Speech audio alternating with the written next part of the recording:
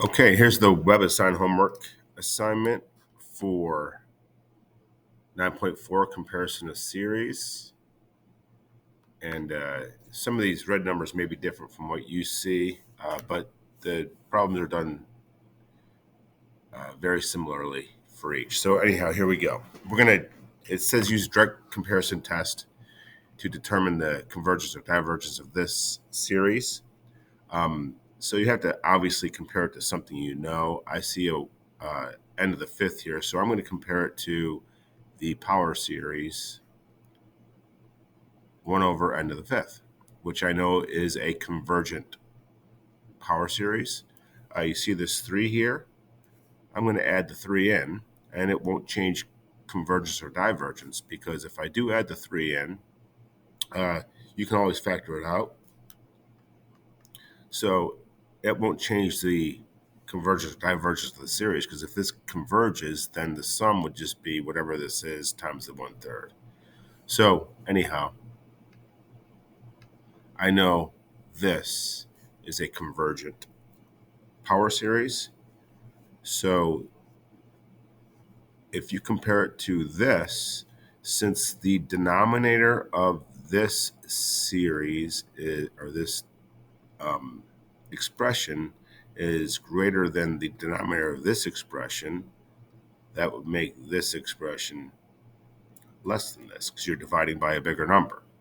So, and that's obviously important for direct comparison. So since this series is always bigger and this converges, it's going to force this to converge, almost like squeeze it to convergence. So by the direct comparison test, this converges.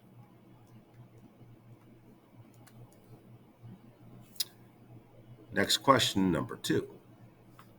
So this is similar. It's you should compare this to the power series 1 over n to the 6 over 7, which is an obvious divergent series. So remember, the order is going to matter. I mean, that doesn't tell you anything about this until you figure the order, which is greater or which is least. So figure out which denominator is bigger. So this has a bigger denominator than this, because it's the same thing except we're subtracting one. So we know that the given series is greater. So if this converges, that's not going to tell us anything about this series because it's within it, I guess is the best way to put it. But we know this is a divergent P series. So if this diverges, anything greater than it or outside of it must also diverge. So we can conclude that this series diverges. Now, one thing to look at, remember, it doesn't matter the first few terms, and you notice this one's going from n equals 2. And it has to, really, because if it was starting at 1, we'd have 1 over 0, which is undefined. So it's that. So another direct comparison test question. Now, this one's a little bit different. Um, I'd like to compare this just from first look at, or to this series, because you can clearly see that this series, because it has a smaller denominator than this, is going to be greater than this. So I know right off the bat that if I order these series, we have this.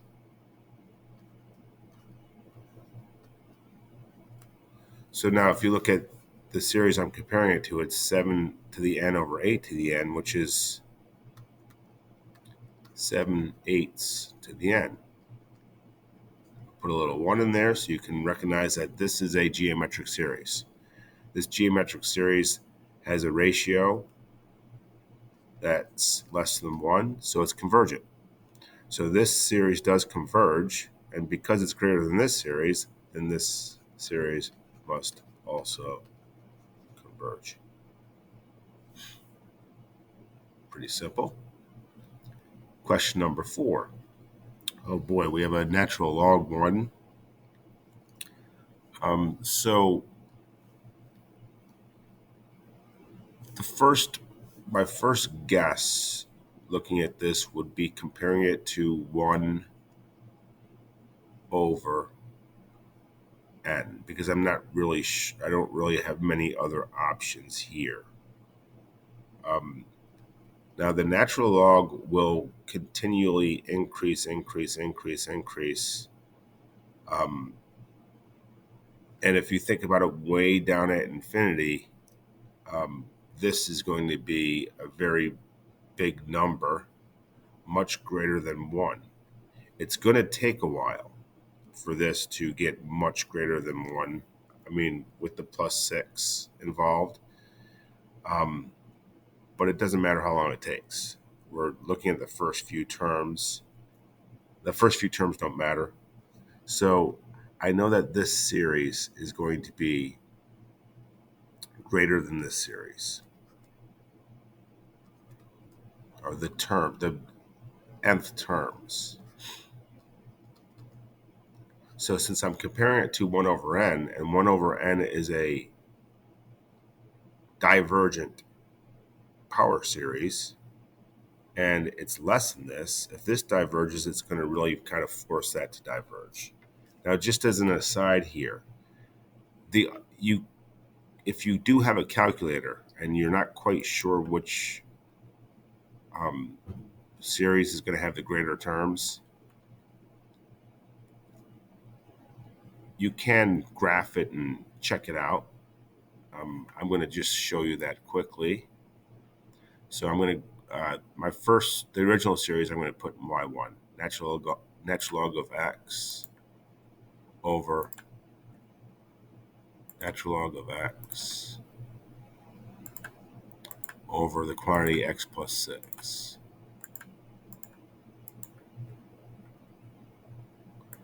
And then the series I'm comparing it to, 1 over n, will go to y2.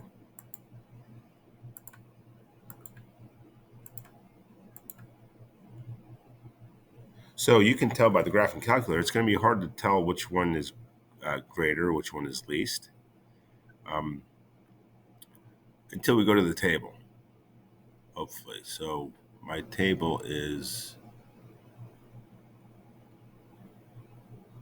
right here. So I'm going to change my table settings because I don't want those decimals. I want to figure out what's going on well down the line.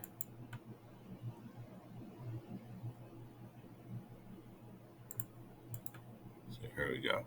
So remember, y1 was my original series, y2 was my comparison series.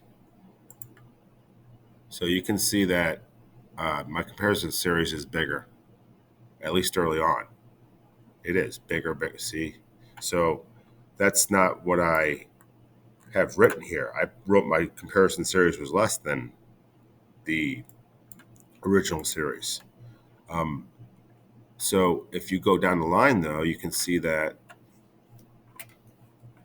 it doesn't matter the first few terms. Just look at the nth terms. You can see that my comparison series definitely is smaller than the original series. So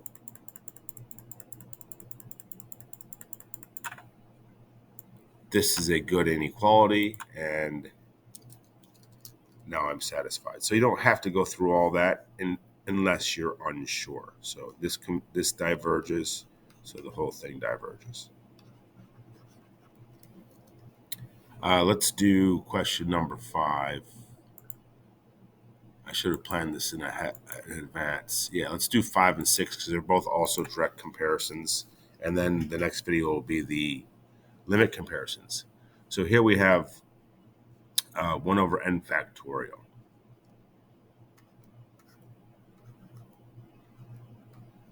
So this is a really, really, really, really small, well, the terms will get really, really, really small quickly. N factorial is going to grow very, very, very quickly. So now I have to figure out what to compare it to. Here's the thing. This is a really good question because now you have to, you can compare it to just about any power series. And if I compare it, say, to 1 over n,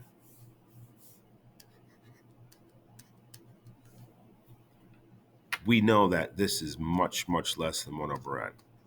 Much. But 1 over n diverges. And since it's greater than 1 over n factorial, that doesn't tell us anything. It's not going to, in other words, force this to diverge. So that doesn't work. So that's fine. I'll just compare it to 1 over n squared, which does converge. So if now this is definitely still smaller, the factorial one is smaller than the polynomial one. This definitely converges. And since it's always greater than this, then it will force this to converge. So that was pretty easy, but you had to make sure you're comparing it to the correct series. So you would say it converges by direct comparison to 1 over n squared. If, for example, you said it converges or by direct comparison to 1 over n, that would be incorrect. So just be careful on those types of problems. Number 6,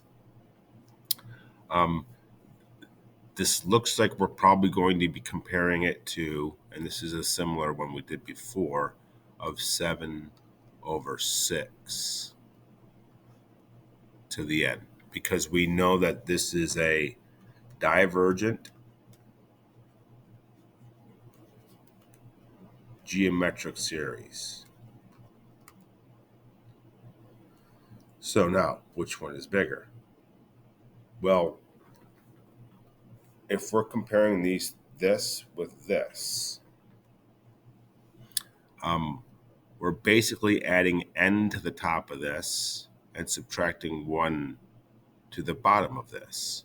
So the top of this is getting bigger than the bottom. So the top just keeps getting bigger and bigger and bigger as n goes up. So that means that it looks like this, because the numerator is getting bigger quicker, is greater than this.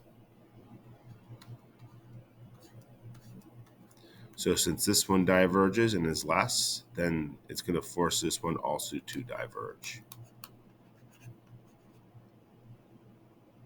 So that was question 1 through 6. I'll stop this because it's getting long, and we'll do the limit comparison parts of it in the next video.